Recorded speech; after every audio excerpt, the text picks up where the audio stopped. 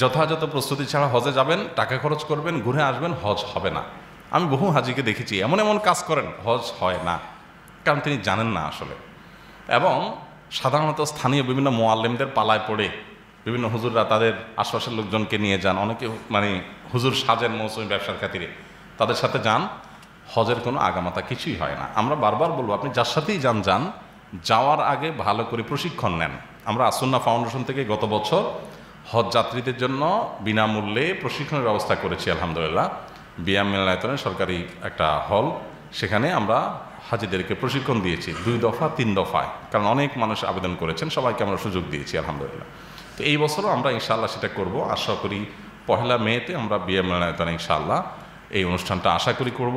যারা হজ যাত্রী তারা সেখানে অংশগ্রহণ করতে পারবেন, কোনো পয়সা করে লাগবে না, ফ্রি। আমরা সমস্ত খরচ ফাউন্ডেশন থেকে বহন করবো ইনশাআল্লাহ বিদিনিল্লাহ। যেদিন আমরা রমজানকে বিদায় জানিয়েছি, শাওয়ালের 1 তারিখ চাঁদ দেখেছি, সেদিন আমরা রমজান মাসকে বিদায় জানিয়েছি। ওই চাঁদ থেকেই আবার, ওই দিন থেকেই আবার আরেকটি ইবাদতের মৌসুম শুরু হয়েছে।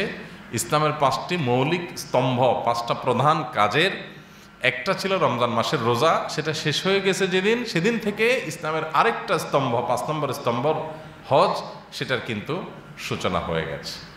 অতএব হজের জন্য কেউ যদি এহরাম বাঁধতে চায়, এখন থেকে সে বাঁধতে পারে। আল্লাহ বলেছেন আল হাজ্জু আশহুরুম মালুমাত, হজ হলো কয়েকটি মাসে পালনযোগ্য ইবাদত। হজের মূল কাজ যদিও জিলহজের 8 থেকে 13 এই 5-6 দিনে হয়ে থাকে, কিন্তু হজের সূচনা, এহরাম পরে হজের উদ্দেশ্যে যাত্রা, হজের উদ্দেশ্যে হারাম এরিয়া ক্রস করে মক্কায় পৌঁছে যাওয়া, এই কাজগুলো শাওয়াল থেকেই মানুষ চাইলে করতে পারে, হজের সিজন শুরু হয়।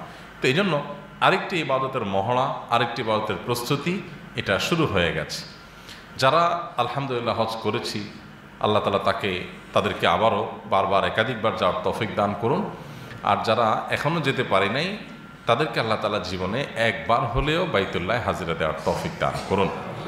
কিছু কিছু ইবাদত আছে ভাই, যে ইবাদতগুলোর স্বাদ, যে ইবাদতগুলোর তৃপ্তি মানুষ নগদে অনুভব করে, তৎক্ষণাৎ সে ফিল করে। এরকম ইবাদতগুলোর মধ্যে থেকে একটা হলো হজ।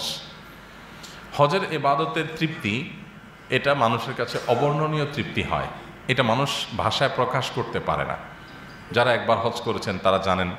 জীবনে আমরা অনেকে অনেক দেশ ভ্রমণ করেছি, অনেক দর্শনীয় জায়গায় গিয়েছি, অনেকে অনেক সফরের অভিজ্ঞতা আমাদের আছে, কিন্তু বাইতুল্লাহ হজের মাধ্যমে যে অনুভূতিটা আমাদের মধ্যে তৈরি হয়, যে উপলব্ধি আমাদের জাগ্রত হয়, যে অনুভব হয়, সেটা আসলে অন্য কোনো সফর দ্বারাই হয় না।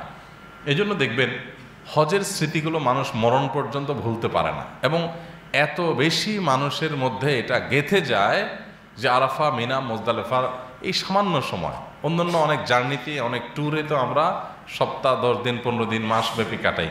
হজের সফরে আমরা মিনা, মুজদালিফা, আরাফা সব মিলিয়ে 5-6 দিনের একটা জার্নি।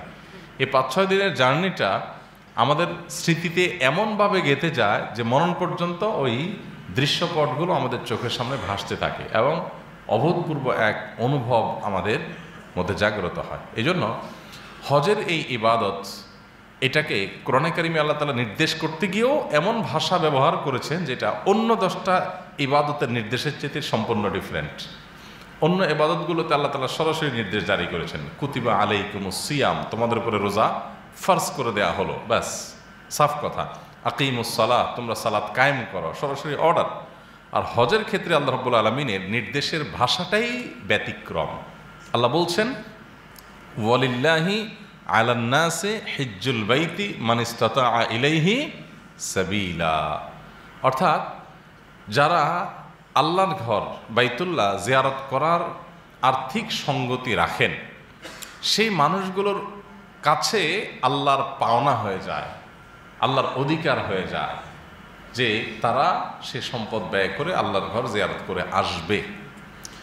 এখানে লক্ষ্য রাখার বিষয় যে ভাষাটাই ভিন্নতর, যে এটা আল্লাহর অধিকার, আল্লাহর পাওনা মানুষের কাছে। যদি তাদের হজ করার সামর্থ্য থাকে তারা যেন হজ করে। তার মানে অর্থকরী হওয়ার পর এটা আমাদের ইমানের দাবি হয় আল্লাহর ঘরটা একটু জিয়ারত করে আসা। দেখুন ইসলামের যে 5টা স্তম্ভ, ইমান, 5 ওয়াক্ত সালাত, সিয়াম, জাকাত, সিয়াম, এরপর হজ, এর মধ্যে কোনো কোনো বর্ণনা এই 5টা রোকন বা স্তম্ভের ভিতরে 5 নম্বরে হজকে রাখা হয়েছে, কোনো কোনোটাতে 4 নম্বরে রাখা হয়েছে। তো 5 নম্বরে রাখা হয়েছে যে বর্ণনাগুলোতে, সেগুলোর ব্যাখ্যা দিতে গিয়ে হাদিস বিশ্লেষক, হাদিস বেত্তা, মুহাদ্দিস ওলামা ইকরাম বলেছেন যে ঈমান আনার পর মানুষ যখন সালাত কায়েম করে, আল্লাহর সাথে একটা রিলেশন হয়, একটা সম্পর্ক হয়, একটা ভালোবাসা তৈরি হয়, এরপর যখন আল্লাহর জন্য সারাদিন না খেয়ে থাকতে পারে, সিয়াম পালন করে, আল্লাহর জন্য আরেক ধরনের ভালোবাসা তৈরি হয়, এরপর আল্লাহর রাহে নিজের সম্পদ ব্যয় করে জাকাত আদায় করে একটা সম্পর্ক তৈরি হয়, এরপর বান্দার মধ্যে আল্লাহর ব্যাপারে আগ্রহ বাড়তে থাকে। তো আল্লাহ তাআলাকে তো কিয়ামতে মানুষ দেখতে পারবে। নবী করিম সাল্লাল্লাহু আলাইহি ওয়াসাল্লাম বলেছেন, ইন্নাকুম সাতারাউনা রাব্বাকুম, তোমরা অচিরেই কিয়ামতের ময়দানে তোমাদের রব আল্লাহকে দেখতে পাবে। কিভাবে? কামা তারাউনাল কামার লাইলাতাল বাদার, তোমরা যেরকম চাঁদনি রাতে আকাশে চাঁদ দেখতে পাও, তোমরা সেই চাঁদ দেখতে গিয়ে কোনো ভিড় করতে হয় না, হুড়াহুড়ি করতে হয় না, সারা ওই চাঁদ যত জায়গা থেকে দেখা যাচ্ছে সারা এলাকার মানুষ সবাই নিজ নিজ অবস্থান থেকে দেখতে পাও। কিয়ামতের ময়দানে বিশ্বের শুরু থেকে শেষ পর্যন্ত সকল ইমানদাররা, বেঈমানরা না, ইমানদাররা সকল আল্লাহর বিশ্বাসী বান্দারা আল্লাহকে দেখতে পাবে, কোনো ভিড় করতে হবে না যে ভিড় করে দেখা লাগবে, এরকম না। আল্লাহর অস্তিত্বটা আমাদের কারোর সাথেই তুলনাযোগ্য নয়, সৃষ্টি জগতের কিছুর সাথে মিল নেই। লাইসা কামিসলিহি শাই, তার অনুরূপ আর কেউ নাই। ওয়ালাম ইয়াকুল্লাহু কুফুয়ান আহাদ, তার সমকক্ষ কেউ নাই। আমরা কোনো স্মৃতিতে কল্পনা করতে পারবো না তাকে যে তিনি এমন, এরকম কোনো সুযোগ নাই। তিনি কেমন হবেন, তিনি তার মতো হবেন, তার কোনো সৃষ্টির সাথে তার কোনো মিল নেই, কোনো তুলনা নেই, তিনি অতুলনীয়। কেমন হবেন, কেমন আছেন, কেমন ছিলেন, কেমন থাকবেন অনধিকাল পর্যন্ত, আল্লাহর সে অস্তিত্ব, সেটা কিয়ামতের ময়দানে আল্লাহ তাআলা প্রকাশ করবেন এবং ঈমানদাররা শুধুমাত্র দেখতে পাবে। তো আল্লাহ রাব্বুল আলামিনের সাথে এই যে বান্দার একটা নিগুড় সম্পর্ক হয়, ইসলামের 4টা রুকন পালন করার পর এখন আল্লাহর সান্নিধ্য পেতে চায় মানুষ, তখন দেখাতে হবে কিয়ামতে। দুনিয়াতে আল্লাহ তাআলা তার কিছু কুদরতের নিদর্শন দেখবার সুযোগ করে দিয়েছেন হজের মাধ্যমে, যে 4টা স্তম্ভ পালন করার পর আল্লাহ তাআলার কুদরতের, আল্লাহ তাআলার মহাশক্তির কিছু নমুনা দেখতে আল্লাহ তাআলা মক্কাতে হজের উদ্দেশ্যে যাওয়ার জন্য আমাদেরকে আহ্বান করেছেন। এজন্য যাদেরকে আল্লাহ তাআলা সামর্থ্য দিয়েছেন, আমরা অনেকে আছি সব কিছু করে শেষে হজটা করি, অর্থাৎ টাকা পয়সা হলেই প্রথমে বিসমিল্লাতে। অবশ্যই আমাদের মাথা গোজার একটা ঠাঁই দরকার আছে, এটা আমরা গুরুত্ব দিয়ে করব। এটা হজেরও আগে করার জিনিস, ঠিক আছে, যে আমার মাথা গোজার যদি কোনো ঠাঁই না থাকে তাহলে আমি ঠাঁই একটা করব, কিন্তু ঠাঁই আছে আলহামদুলিল্লাহ, কিন্তু আমার একটা আট্টালিকা করা দরকার, আমার একটা প্রপার্টি দাঁড় করানো দরকার, জৌলস প্রতিষ্ঠা করা দরকার। সেই কাজগুলো করলাম, ঘর বাড়ি করলাম, ব্যবসা বাণিজ্য করলাম, সব সেট করলাম। এরপরে আমার উদ্বৃত্ত যেটা আর কোনো কাজে নাই, সব শেষ, সেই রিজেক্টেড লাইফের একেবারে অপ্রয়োজনীয় এবং উদ্বৃত্ত অংশ দিয়ে যায় একটা হজ করে চলে আসলাম। এ হলো আমাদের ম্যাক্সিমাম মানুষের হজ, যেটা কোনোভাবে উচিত না। হজ এটা পরিশ্রম সাধ্য ইবাদত, এটা কষ্টসাধ্য ইবাদত। যারা হজ করেছেন তারা জানেন অনেক পরিশ্রম করতে হয়। আপনি প্রপারলি হজের প্রত্যেকটা কাজ যদি করতে চান, প্রত্যেকটা কাজ যদি যথাযথভাবে আপনি পারফর্ম করতে চান, আপনাকে অনেক কষ্ট করতে হবে, অনেক কায়িক পরিশ্রম করতে হয় সেখানে, এবং সেটার জন্য অবশ্যই মানুষের শক্তি সামর্থ্য থাকা অবস্থাতেই হজ করা উচিত। কিন্তু আপনারা জানেন বাংলাদেশ থেকে যারা হজে যান, এবার সম্ভবত ৭৮,০০০ প্লাস মাইনাস হাজি যাচ্ছেন বাংলাদেশ থেকে। সারা বিশ্বের সমস্ত হাজিদের চাঁদে বাংলাদেশের হাজিদের একটা পার্থক্য হলো, বাংলাদেশের হাজি মানেই হলো বুড়ো মানুষ। আমরা বাংলাদেশের হাজি স্মৃতিতে কল্পনা করলেই কিছু বৃদ্ধ মানুষ, সফেদ সাদা এহরামের কাপড়ে, দাড়ি পাকা, যুবথুব অবস্থা, এই স্মৃতিটা আমাদের চোখের সামনে ভাসে ওঠে। অথচ আপনি দেখবেন যে মক্কা মদিনাতে সারা বিশ্ব থেকে যে সমস্ত মানুষ হজ করতে আসেন, ইউরোপ থেকে, পশ্চিমা দুনিয়া থেকে, অন্যান্য মুসলিম কান্ট্রিগুলো থেকে, ম্যাক্সিমাম মানুষ দেখবেন শক্ত সবল, বৃদ্ধ মানুষ হজে খুব কমই আসে। একমাত্র ব্যতিক্রম আমাদের দেশ এবং ইন্ডিয়ার থেকে কিছু মানুষ যায় বৃদ্ধ, এমনকি পাকিস্তান থেকে এত বৃদ্ধ মানুষ হজে যায় কম। তো এই যে একটা ব্যাপার আমাদের, এটা আমাদের মানসিকতার ভুলের কারণে। আমাদের এই মানসিকতাটা পরিবর্তন করতে হবে। আল্লাহ শক্তি সামর্থ্য দিয়েছেন, কোনো রকম মাথা গোজার ঠাই যদি থেকে থাকে তাহলে এখন সব কিছুর আগে আমি হজটা করব, এরপরে বাকি সব। ফাউন্ডেশনটা হজের উপরে হবে, এরপরে বাকি সব করেন আপনি। আপনি সব দুনিয়ার সব শেষ করে এরপরে শেষে এসে একটা হজ কোনো রকম করে আসলেন, এই হজের কোনো আগাও থাকে না, কোনো মাথাও থাকে না। অনেক মুরব্বী আছেন যে হজ সঠিকভাবে করতেও পারেন না, শরীর আর কুলায় না, তখন এবার ফাঁক ফোকর খোঁজ করে, হুজুরে জিজ্ঞেস করে, হুজুর এটা না করলে কি চলবে, এটা কি ফরজ ওয়াজিব, এটা না করে দম দিলে হবে কি না, পাথরটা অন্য কেউ মেরে দিলে হবে না, রাত্রে মিনায় থাকা কি জরুরি। এবার যত ফাঁক ফোকর আছে সব খুঁজতে থাকে। আর মোয়াল্লেম সাহেব যারা সাথে নিয়ে যান তারা তো মাশাআল্লাহ বেশিরভাগ মানুষ চানি এটা যে হাজিদের কত শর্টকাটে সেরে ফেলা যায়। তো ভাইরা আমার, আল্লাহ তাআলা যাদেরকে তৌফিক দিয়েছেন তারা তো এখনো নিয়ত করে ফেলবেন। এক সময় আমাদের দেশ থেকে হজ করা একটু কঠিন ছিল, গত 2-3 বছর আগেও, বিশেষ করে করোনার আগ মুহূর্তেও। এখন হজের খরচ অনেক বেড়ে গেছে বৈশ্বিক পরিস্থিতির কারণে, নানা কারণে হজের খরচ বেড়ে গেছে। বেড়ে যাওয়ার কারণে বাংলাদেশ থেকে যে কোটা বাংলাদেশ পায় সে কোটাটা এবছর পূরণ হয় নাই। তো এই যে পূরণ হয় নাই এখন, এটা একটা সুযোগ। যারা ইউরোপে থাকেন বা পশ্চিমা পৃথিবীর অন্যান্য দেশে থাকেন, সেই সব অনেক মানুষ আছেন যারা আফসোস করতে থাকেন যে তোমাদের কাছে কোটা আছে, তোমরা কোটা পূরণ করতে পারতেছো না। আর আমাদের সিরিয়াল, মালয়েশিয়ান হাজিদের সিরিয়াল অনেক বছর আগে থেকে তারা দিয়ে বসে থাকতে হয়। কোন বছর পরে সিরিয়াল আসবে তারা নিজেরাও জানে না, ব্যাকুল থাকে, অস্থির থাকে। কারণ তাদের সমাজের ট্র্যাডিশন হলো মালয়েশিয়া, ইন্দোনেশিয়াতে, বিশেষ করে ইন্দোনেশিয়াতে, যে বিয়ে ছাড়া হজ, হজ বা উমরা ছাড়া বিয়েই হয় না। আমাদের দেশে যেরকম একসময় জিজ্ঞেস করতো যে কোরআন শরীফটা পড়ছে কিনা, না হলে ছেলে মেয়ে আপনার বিয়ের জন্য পাত্রপাত্রী হিসাবে কোয়ালিফাইড হতো না, ওদের সমাজে হলো হজ করছে কিনা, উমরা করছে কিনা। চিন্তা করেন, আমাদের সমাজে যদি পাত্রের ব্যাপারে খবর নেওয়া হয় আর যদি বায়োডাটা লেখা থাকে অথবা মুখে বলা হয় যে পাত্র হজ করছে, তো পাত্রীপক্ষ তো মনে হতে পালাবে যে হজ করছে মানে তো চাচা, এর কাছে কি মেয়ে বিয়ে দিবে। কারণ হজ জিনিসটা আমরা এমন বানাই নিছি যে হজ করলে তো এটা চাচা হয়ে যাবে, সে বয়সে যে হজ করবে, তাহলে চাচা মিয়ার কাছে কে মেয়ে বিয়ে দিবে, মানে এটা আমরা কল্পনা করতে পারি না। আর ওদের সমাজে হুবহু উল্টা। যারা মক্কা মদিনা গেছেন জানেন যে ইন্দোনেশিয়ার মানুষের হাজিরা সব ইয়াং, একদম অল্প বয়সের। কারণ ওই যে বিয়ে ছাড়া হজ, বিয়ের জন্য ডিসকোয়ালিফাইড হয়ে যায়। বিয়ের জন্য জিজ্ঞেস করা হয় যে হজ করছে কিনা, ওমরা করছে কিনা, বাইতুল্লাহ হাজিরা দিছে কিনা। তো তারা বছরকে বছর অপেক্ষা করে সিরিয়াল আসার জন্য। কারণ তাদের যে আপনার কোটা তারা পায়, জনসংখ্যার অনুপাতে কোটা দেয় সৌদি সরকার। তো বাংলাদেশে আলহামদুলিল্লাহ জনসংখ্যা বেশি হওয়ার কারণে আমরা কোটাটা বেশি পাই। তো আমাদের জনসংখ্যা বেশি, আবার পয়সা কম, মানুষ বেশি, পয়সা কম, যার কারণে কোটা বেশি পাচ্ছি, সেই তুলনায় হজের প্রতি আগ্রহী মানুষ কম। এটা যে কত বড় সুযোগ।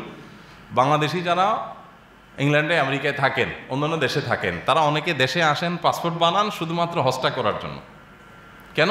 কারণ তাদের ওখান থেকে হজ করতে আসলে আমাদের এখান থেকে ডাবল ট্রিপল টাকা লাগে, অনেক সময় অনেক বেশি টাকা লাগে। আবার সিরিয়াল পাওয়া যায় না, বছরকে বছর অপেক্ষা করে সিরিয়াল পাওয়া যায় না। কারণ ওই যে মুসলমানদের সংখ্যা কম হওয়ার কারণে কোটা অনেক কম পায়। তো এই যে সুযোগটা আছে, এই সুযোগটা আমাদের হাতছাড়া করা উচিত না। এখন 7-8 লাখ টাকা লেগে যাচ্ছে হজ করতে, 6.5 লাখ, 7.5 লাখ, 8 লাখ লেগে যাচ্ছে। কিন্তু বেশি দিন আগের কথা না যে 3 লাখ 4 লাখ টাকা হজ করা গেছে আমাদের দেশ থেকে, বেশি দিন আগের কথা না। তো 15-16 সালের দিকেই এই অল্প টাকা হজ করা গেছে। মাত্র এই কয়েক বছরের ব্যবধানে আকাশ কুসুম ডাবল হয়ে গেছে, ডলারের দাম অনেক বেড়ে গেছে, হ্যাঁ, অনেক খরচ অনেক বেড়ে গেছে হঠাৎ করে। এই কারণেই কিন্তু নবী সাল্লাল্লাহু আলাইহি সাল্লাম বলেছেন, তাআজ্জালু ইলাল হজ, তোমরা হজ তাড়াতাড়ি করো। মানে ফরজ হয়ে গেলে কারোর আর দেরি করিও না যে ওইটা শেষ করে নেই, মেয়েটা বিয়ে দিয়ে নেই, বিল্ডিংটা উঠায় নেই, আরেকতলা করে নেই, ওই ব্যবসাটা ডেভেলপ করে নেই। এই সমস্ত নানান ছুতো অজুহাত দিয়ে হজকে বিলম্ব করবে না, বরং হজ ফরজ হওয়ার পর তাআজ্জালু, তোমরা হজ দ্রুততার সাথে করো। কেন? ফাইন্নাহু লা ইয়াদরি আহাদুকুম মা ইয়াহদিসু লাহ, কারণ তোমাদের কেউই জানে না যে তার জন্য কোন বিপদ অপেক্ষা করছে, যেটা কারণে সে হজ করতে পারবে না।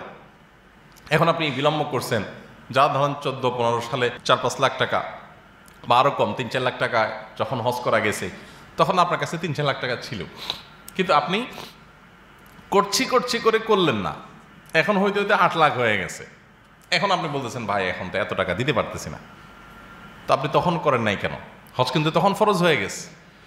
এখন যারা মনে করছেন যে 7-8 লাখ টাকা এত টাকা দিয়ে হজ করব, অপেক্ষা করছেন, তাদের হয়তো এক সময় 10-15 লাখ টাকা হাতে নিয়ে হজ করতে পারবেন না, হয়তো টাকা থাকবে কোটাই পাবেন না। বিশেষ করে সৌদি গভর্নমেন্ট যে তাদের পলিসি চেঞ্জ করে ফেলে, তখন কোটাই আমাদের দেশ থেকে পাওয়া যাবে না, তখন আফসোস করে হজ করা যাবে না। তো এই জন্য আমাদের যাদের সামর্থ্য আছে সবার জন্য তো হজ ফরজ না। আল্লাহ যাদের সামর্থ্য দিয়েছেন তাদের উপরে ফরজ। জীবনে একবার সুস্থ সবল এবং সামর্থ্যবান মানুষ বাইতুল্লাহ গিয়ে হজ করে ফিরে আসা পর্যন্ত যে খরচ লাগে, এই খরচটা যার কাছে আছে, এই সময়টা যে তার ফ্যামিলির ব্যবহার নির্বাহ করার ক্ষমতা যারা আছে, তার উপরে হজ ফরজ। বিধায় জীবনে একবার হলো এই হজটা করার চেষ্টা করি। আল্লাহ আমাদেরকে তৌফিক দান করেন। নবী করিম সাল্লাল্লাহু আলাইহি সাল্লাম বলেছেন, মান হাজ্জা ফালাম ইয়ারফুস ওয়ালাম ইয়াফসুক, যে ব্যক্তি হজ করলো আর হজে গিয়ে কোনো অশ্লীল কোনো কাজ করলো না, কোনো প্রকার পাপাচারে লিপ্ত হলো না, এই দুইটা জিনিস থেকে যে বেঁচে থাকবে, অশ্লীলতা এবং পাপাচারে লিপ্ত হওয়া, এই দুইটা জিনিস থেকে যদি কেউ বেঁচে থেকে হজ করে আসতে পারে, তাহলে সে মায়ের পেট থেকে সদ্য ভূমিষ্ঠ হওয়া নবজাতক শিশু যেরকম নিষ্পাপ থাকে, তার যেরকম অ্যাকাউন্টে কোনো অপরাধ বা পাপ লেখা থাকে না, তার প্রোফাইল যেরকম ক্লিন থাকে, একজন হাজি হজ যদি যথাযথভাবে করে আসতে পারে, তওবা করে আল্লাহর কাছে নতুন জীবন গঠন করে, তখন তার প্রোফাইলটা এরকম ক্লিন হয়ে যায় আল্লাহর কাছে। অন্য হাদিসে আসছে নবী সাল্লাল্লাহু আলাইহি ওয়াসাল্লাম বলেছেন, আল হাজ্জুল মাবরুর লাইসা লাহুল জাযাউ ইল্লাল জান্নাহ, একটি ভালো হজ এর বিনিময় আল্লাহর কাছে জান্নাত ছাড়া আর কিছুই না। এই জন্য আল্লাহ যাদেরকে তৌফিক দিয়েছে তারা দ্রুততার সাথে নিয়ত করে ফেলি, আর যাদের তৌফিক দেননি তারা এখন থেকে শুরু করি, চেষ্টা করি, টাকা পয়সা জমানো শুরু করে দেই এবং আল্লাহর কাছে দোয়া করতে থাকি। অনেক পয়সাওয়ালা মানুষ আছে হজের তৌফিক হয় নাই, আবার অনেক গরিব মানুষ আছে যাদের হজের তৌফিক হয়েছে। আল্লাহ তাআলার কাছে মঞ্জুর করানোর জন্য দরকার হলো বুক ভরা আকুতি এবং নিজের সাধ্যের শেষটুকুন দিয়ে চেষ্টা করতে থাকা। করবেন আল্লাহ তাআলা, কোত্থেকে করবেন সেটা আপনার বোঝার দরকার নাই। আপনি আপনার সাধ্য অনুযায়ী আপনি 50-100 টাকা করে জমাতে পারতেছেন, সেটাই করেন। হজের নিয়ত করে করে আপনি জমাতে থাকেন আর আল্লাহর কাছে চোখের পানি ফেলতে থাকেন। দেখুন, হজ এমন একটা ইবাদত, বাহ্যিকভাবে মনে হয় যে এখানে অর্থ খরচ হচ্ছে, লাখ লাখ টাকা খরচ হচ্ছে, কোনো আমার আউটপুট আসছে না, আমি অনেক টাকা খরচ করছি, ইনপুট দিচ্ছি, কিন্তু বাহ্যিকভাবে এটার কোনো প্রফিট আসছে না, এটা বাহ্যিকভাবে মনে হয়। কিন্তু নবী করিম সাল্লাল্লাহু আলাইহি সাল্লামের একটি অদ্ভুত একটা আপনার হাদিস আছে, সে হাদিসটার খোলাসা হলো, হজ এটা মানুষের দারিদ্র্য দূর করে। আপনি বাহ্যিকভাবে দেখবেন যে টাকা খরচ করছেন কিন্তু টাকা আর ব্যাক আসছে না, কিন্তু আল্লাহ তাআলা বরকত দেয়। আমি এই হাদিসকে সামনে রেখে প্রায় বলার চেষ্টা করি যে ব্যতিক্রম দুই একটা ঘটনা থাকতে পারে, সচরাচর আপনার চোখে আপনি একটু আশপাশে একটু খেয়াল করেন তো, আপনি যাদেরকে দেখেছেন জীবনে হজ করেছেন, গ্রামের অনেক মানুষ আছে কিন্তু জমি জমা বিক্রি করে, নিজের সহায় সম্পদ বিক্রি করে হজ করে, অর্থাৎ অনেক বেশি সম্পদশালী মানুষ না, কষ্টমষ্ট করে কোনো রকম জমি জমা বিক্রি করে টাকা জোগাড় করে হজ করেছে, এরকম বহু মানুষ আছে। তাহলে তারা কিন্তু আদতে কোনো বড় লোক না। কিন্তু আপনি একজন হাজি সাহেব পান কিনা একটু খুঁজে দেখেন তো, সচরাচর হজ করেছেন আর হজ করে এসে যেহেতু টাকা পয়সা সব শেষ, জমি জমা বিক্রি করে হজ করছেন, এখন ফতুর হয়ে গেছেন, গরিব হয়ে গেছেন, দেউলিয়া হয়ে গেছেন, নিঃস্ব হয়ে গেছেন, মানুষের কাছে হাত পেতে তার চলতে হচ্ছে, এরকম কোনো একটা চিত্র আপনি দেখেন কিনা চিন্তা করে দেখেন তো। বরং এর বিপরীতে আপনি দেখবেন যারা হজ করে আসছেন তারা অন্তত খেয়ে পরে বেঁচে থাকার জন্য তাদের কষ্ট করতে হয় নাই। আমার এক্সপিরিয়েন্স অন্তত সেটাই বলে। আপনি আপনার এক্সপিরিয়েন্সটা মিলিয়ে দেখতে পারেন। ব্যতিক্রম খুব রেয়ার কেস থাকতে পারে, সেটাও আমার চোখে পড়ে নাই, যে হজ করেছে, যেহেতু হজ অনেক টাকা খরচ হয়েছে, বেচারা নিঃস্ব হয়ে গেছে, এখন মানুষের কাছে হাত পেতে পেতে চলা লাগে, এরকম কোনো হাজি সাহেব দেখছেন আপনারা? শহরে গ্রামে কোথাও দেখছেন? আমার চোখে পড়ে নাই। আল্লাহ রাব্বুল আলামিন অভূতপূর্ব বরকত দিয়ে থাকেন এর মধ্যে এবং হেদায়েত দিয়ে থাকেন এর মাধ্যমে। এজন্য এটাকে বিলম্ব করা উচিত না ভাই। শয়তান আমাদেরকে কয়েকটা কথা বলে ধোঁকা দেয় হজ উপলক্ষে। এর ভিতরে একটা হলো যে আমরা ছোটবেলা থেকে শুনতাম যে বিয়ের উপযুক্ত মেয়ে থাকলে হজ করা যায় না, আগে মেয়ে বিয়ে দিতে হয়, তারপরে হজ করতে হয়। তো এগুলো মন গড়া কথাবার্তা, এগুলোর কোনো ভিত্তি কোরআন হাদিসে নেই। মেয়ের বিয়ে দিতে হবে সেটা আপন জায়গায় ঠিক আছে, হজ করতে হবে সেটাও ঠিক আছে, একটার সাথে আরেকটা শর্তযুক্ত না যে এটা ছাড়া এটা করা যাবে না। মেয়ের বিয়ে তার নসিবে যখন হবে তখন বিয়ে হবে, আপনি চেষ্টা করতে থাকবেন। এমনকি আপনার অগোচরেও হতে পারে, আপনি যাওয়ার সময় অনুমতি দিয়ে যেতে পারেন। এক সময় হজ করতে যেতে মাসকে মাস লাগতো, মানুষ পায়ে হেঁটে যেত, আপনার পানির জাহাজে করে যেত, ভেঙে ভেঙে যেতে হতো, আর ফিরে আসবে কিনা জানতো না। তখন মানুষের এগুলো অনেকটা দুশ্চিন্তার কারণ হতো। এখন তো হজ করতে যাওয়া এত সহজ যে বাংলাদেশের বিভিন্ন প্রান্ত থেকে ঢাকায় আসতে যত সময় লাগে মক্কায় পৌঁছাইতে বাংলাদেশ থেকে তার চাইতে কম সময় লাগে। 6-7 ঘন্টার মধ্যে মক্কায় পৌঁছে যাওয়া যায়। বাংলাদেশে অনেক জেলা থেকে ঢাকা আসতে 8 ঘন্টা 10 ঘন্টা লাগে। তাহলে এখন এই সমস্ত অজুহাত দেওয়ার শরীরে যুক্তি তো কোনো কালেই ছিল না, আর সাধারণ যুক্তিও নাই, যার কারণে কোনো অজুহাত দিয়ে হজকে বিলম্ব করা উচিত না। আবার অনেকে আছে, আমরা ইয়াং মানুষ, মাশাআল্লাহ ব্যবসা বাণিজ্য করেছেন, আল্লাহ তাআলা বরকত দিয়েছেন, হজ করার মতো টাকা হয়ে গেছে, কিন্তু হজ করেন না। কেন হজ করেন না?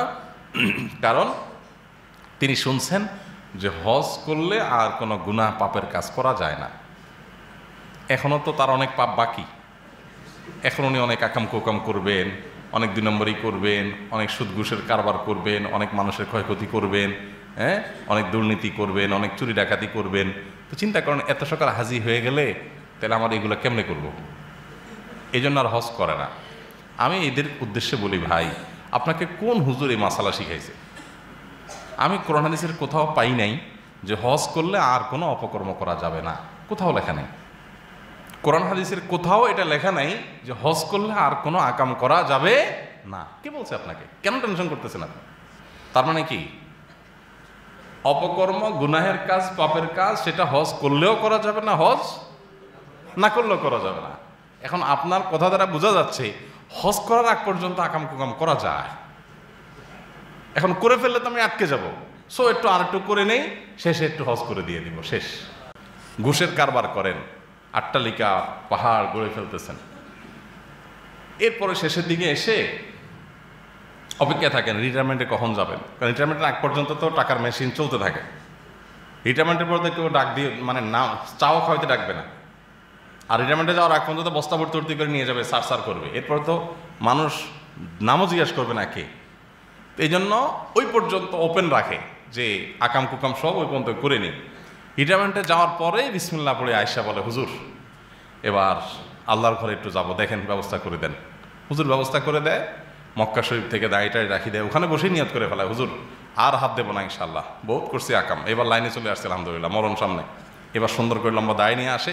আরেকটু যদি ভালো হয় তাহলে আয়েশা বলে, হুজুর হস্ত আল্লাহ করাইছে, এবার দেখেন তো একটা মসজিদ মাদ্রাসা দেওয়া যায় কিনা, আমার একটা জমি আছে, আপনি করেন, টাকা পয়সা যা লাগে আমি দেবো। তো দিয়ে দেয়। এবার উনি হাজির সাহেব হয়ে যায়, সভাপতি সাহেব হয়ে যায়, সেক্রেটারি সাহেব হয়ে যায়, মসজিদ মাদ্রাসার সামনে যা বসে থাকে, তসবি একটা নিয়ে নেয়, হুজুরদেরকে মাঝে দাওয়াত দিয়ে খাওয়ায়, মাহফিল একটা করে, হুজুররাও নারায় তাকবীর, হাজির সাহেব জিন্দাবাদ দিতে থাকে। হাজির সাহেব তো মোছে তেল দিতে থাকে যে জান্নাত আমার ঠেকায় কে? চুরি দাঁড়ি ডাকাতি, 2 নম্বরই, খুন খারাপি, মানুষের হক নষ্ট, যত যা আছে সব আকাম কুকাম করছি। এখন যত কালো টাকা কামাইছি, একটা হজ সিল মারে দিলাম, একটা মসজিদ মাদ্রাসা করে দিলাম, হাজির সাহেব হয়ে গেলাম। এখন হুজুরদেরও টাকা পয়সা দিয়ে কিনা শেষ, হুজুররাও আমারে সবাই নারায় তাকবীর দেয়, জিন্দাবাদ দেয়, হাজির সাহেব বলে। তো এখন আর ঠেকায় কে? আগের যা আঁকা কুকাম করছি, এই যে কিছু দান সদকা করছি, এগুলো করে টোরে সাদাগুলো সব কালোগুলো সব সাদা হয়ে গেল, কাটাকাটি হয়ে গেল, এখন আমার জান্নাত আর ঠেকায়। মুগুর নিয়া ফেরেশতারা কবর থেকে নিয়ে একেবারে পলসেরাত পর্যন্ত প্রতি পদে পদে বড় বড় মুগুর নিয়ে দাঁড়ায় আছে। দেখেন যে চান্দো মুছে তাল দিয়ে আসছো আগাম করে, যে সারা দুনিয়ার সব মৌলবীদেরকে খাওয়ায়া হুজুরদের মুখ থেকে পাম্পট্টি আদায় করতে পারো, এটা সোজা। আল্লাহ সুবহানাহু ওয়া তাআলার কাছে প্রশংসাপত্র পাওয়া এত সহজ না, এই রাস্তাটা এত মসৃণ না, এই রাস্তাটা এত সহজ না। এখানে তওবা করতে হয়, খাঁটি অন্তরে তওবা। 2 নম্বর পথে কামাই করা সমস্ত টাকা দান করতে হয়। এক লোক বাংলাদেশে একজন বড় আলেমের কাছে গেছেন, যে বলছে, হুজুর আমার জাকাতের হিসাবটা একটু করে দেন তো, আমি আপনার মাদ্রাসা কিছু জাকাত দিতে চাই। তো হুজুর ওনার খুব ক্লোজ ছিলেন, অনেক বড় ব্যবসায়ী, শিল্পপতি মানুষ। পরে বলতেছে, ভাই মনে কিছু করেন না, আপনার তো জাকাত আসে না। বলে যে, বলেন কি জাকাত আসে না? মানে আমার শত শত কোটি টাকার সম্পদ। বলে যে, বুঝছি আমি, জাকাত আসে না, কারণ চোরাই টাকায় জাকাত আসে না। চোরাই টাকা কি আসে না? এ টাকার মালিক তো আপনি না, জাকাত আসবে কোত্থেকে? কার টাকা কে জাকাত দেয়? টাকা যাদের কাছ থেকে কামাই করছেন এটা পুরাটা তাদের দিয়ে দিতে হবে। জাকাত তো 2.5%, আপনার তো 2.5% না, আপনার কত? 100%। আর এগুলো আমি তো জানি আপনার কাহিনী, সবগুলো যেহেতু মানুষের টাকা, সো এটার উপরে কোনো জাকাত আসে না। আপনি তো গরিব মানুষ। তো ওনারা পরস্পর খুব ক্লোজ ছিলেন, হয়তো সেভাবে বলে ফেলেছেন, কিন্তু এই বাস্তবতা আমাদের সমাজে অনেকের ক্ষেত্রেই প্রযোজ্য। এই জন্য ভাইরা, হজটাকে শেষের জন্য রেখে দিবেন রিজার্ভ, যে আগে কামাই এনে দুই হাতে 4 তলা 6 তলা 8 তলা। আর হুজুররা কি আর তো পিছনের হিস্ট্রি জানবে যে আমি ফাইল আটকে যে মানুষের পকেট থেকে টাকা খসাইছি? এসব কি হুজুররা জানবে? হুজুর দেখবে মসজিদে 50,000 দিকে হুজুর বলবে নারায়ে তাকবীর, মাশাআল্লাহ, মারহাবা, আল্লাহ হাজী সাহেবের জান্নাত পার করে জাহান্নামে পৌঁছায় দেয়। হুজুর তো এটা বলবে, কারণ হুজুর তো অতটুকু জ্ঞান গেছে। আল্লাহ তো ত্রিকালদর্শী, আল্লাহ তো পূর্বের, বর্তমান, অতি, ভবিষ্যৎ সব জানেন। আপনি কি কি হাকাম করে করে পর্যন্ত আসছেন, আল্লাহ সব জানেন। সো আল্লাহর কাছে পার পাওয়া যাবে না। এই জন্য ভাইরা, হজ শেষ সময় করব এই চিন্তাগুলো ভুল, বরং এখন করেন। আপনার মনের জগৎটা পুরো পরিবর্তন হয়ে যাবে ইনশাআল্লাহ। আমি এমন মানুষ দেখেছি যে জীবনে ইসলামের ধারে কাছে যেত না, তার পরিবারের লোকজন ধরে বেঁধে হজে নিয়ে গেছে বা ওমরা নিয়ে গেছে, বাইতুল্লাহ গেছে। আল্লাহ তাআলা তার মনের মধ্যে এমন পরিবর্তন এনে দিয়েছেন যে পরিপূর্ণ শুদ্ধতার পথে ফিরে এসেছেন, সম্পূর্ণ সঠিকতার পথে চলে আসছেন। আপনি এমন একটা বয়সে হজে যাবেন, তখন আপনি তওবা করবেন ফিরে আসার, কিন্তু আপনার তওবার ভ্যালু থাকবে না, ভ্যালু লেস হবে। কারণ আপনার তো এখন গুনাহ করার পাওয়ারই নেই, গুনাহ করার সুযোগই নেই। এই তওবার কোনো মূল্য হয় না।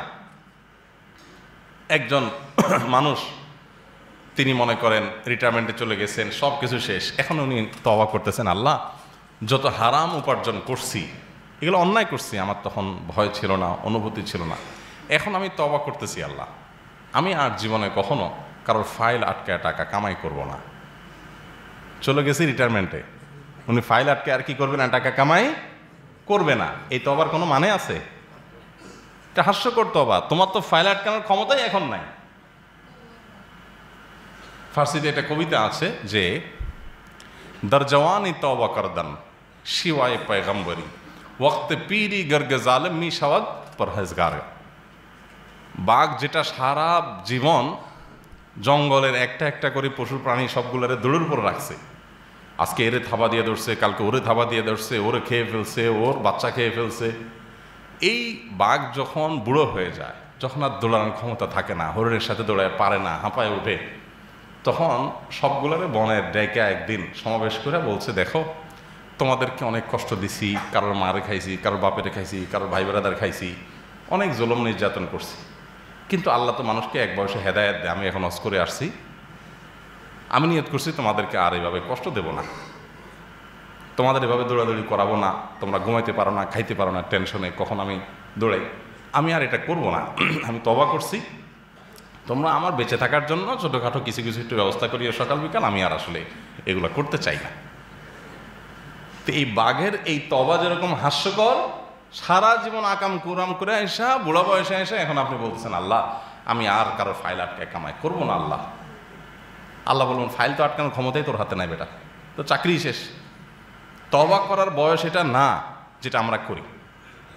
এই জন্য সময় থাকতে আমরা তওবা করি এবং আল্লাহর পথে ফিরে আসি, হজ সময় মতো করার চেষ্টা করি। আল্লাহ আমাদেরকে তৌফিক দান করুন।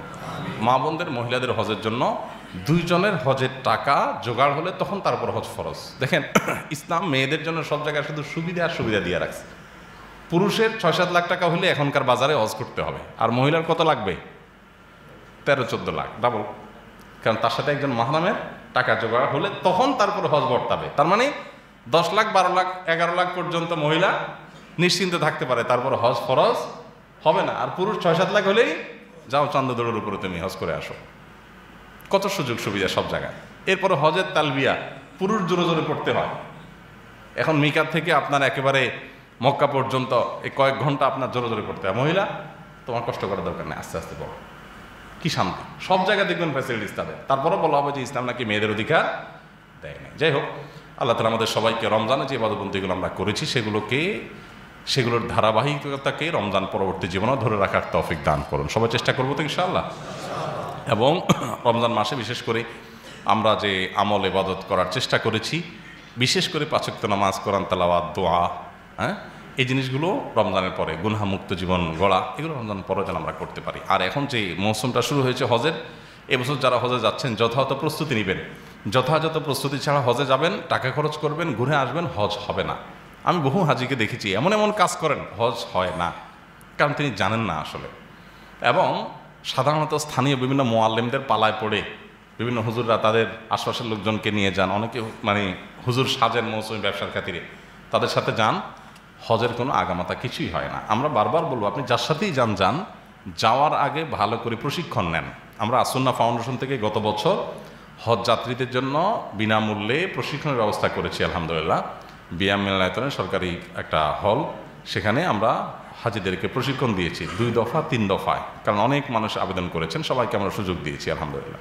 তো এই বছরও আমরা ইনশাআল্লাহ সেটা করব। আশা করি 1 মেতে আমরা বিয়াম মিলনায়তনে ইনশাআল্লাহ এই অনুষ্ঠানটা আশা করি করব।